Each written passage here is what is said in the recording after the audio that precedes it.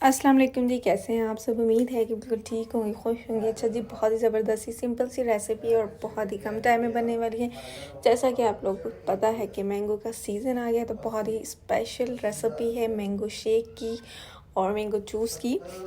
तो बिल्कुल सिंपल से इंग्रेडिएंट है, बहुत ही सिंपल सी रेसिपी है और बहुत ही मज़ेदार बनने वाला है। स्टार्ट करते हैं। अच्छा जी, यहाँ पर जगह, अच्छा मैं यहाँ पर ना हैंड ब्लेंडर यूज़ कर रही हूँ।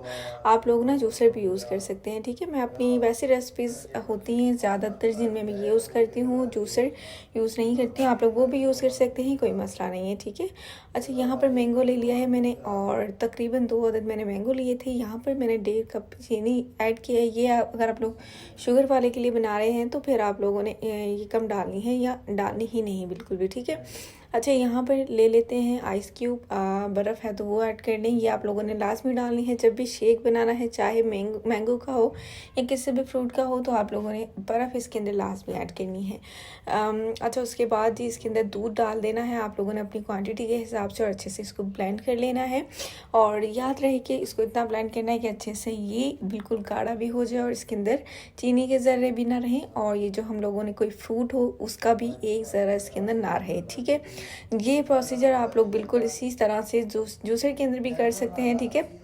मैं तो सब कुछ डालकर एक ही जग के अंदर बना लेती हूँ। अगर आप लोगों के पास जूसर है तो उसके अंदर 2 सेक्शन तकरीबन होंगे, तो आप लोगों ने उसके मदद से भी बना सकते हैं, ठीक है। जब तक ये बन रहा है आप लोगों ने मेरे चैनल को जाके जल्दी सब्सक्राइब कर देना है और बेल आइकन के बटन को भी लाजमी दबाना है ताकि इस तरह की वीडियोज़ आप तक आसानी से पहुँचती रहे। अच्छा, यहाँ पर ब्लेंड हो गया अच्छे तरीके से। बर्फ़ डालने का फ़ायदा ये होता है कि ये उसी क्योंकि हम लोगों ने जूसर इस्तेमाल करनी होती है तो फिर जूसर में थोड़ा सा गर्माइश हो जाती है। जब हम इसको चलाते हैं तो फिर वो थोड़ा सा टेम्परेचर भी स्टेबल रहता है और दूसरा ये कि इसके अंदर जो झाग है उसी की वजह से आती है, ठीक है। अच्छे से ब्लेंड हो जाती है, ठंडा भी हो जाता है और जूसर भी इस तरह से गर्म नहीं होती है।